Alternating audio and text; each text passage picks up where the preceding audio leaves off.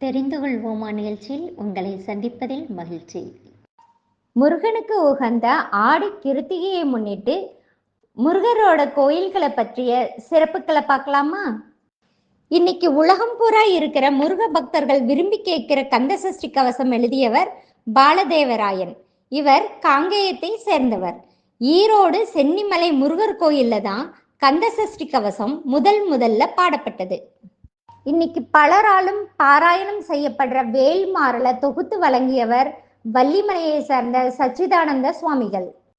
அந்த வேல்மாறல் வள்ளி பிறந்து வளர்ந்து முருகனை மணமுடித்த இடமாகிய வள்ளிமலையில தான் அரங்கேற்றம் செய்யப்பட்டது இந்த வேல்மாறல்.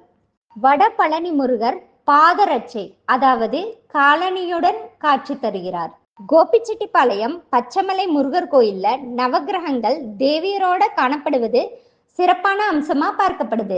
கந்த சஷ்டி திருவிழாங்கும் போது சூரசம்ஹாரம் முடிச்சதும் முருகருக்கு பக்தர்கள் கையால அபிஷேகம் பண்ணலாங்கிறது இன்னொரு சிறப்பாகும். முருகர்னாலே எல்லாருக்கும் நினைவுக்கு வர்றது வேலும் மயிலும் தான்.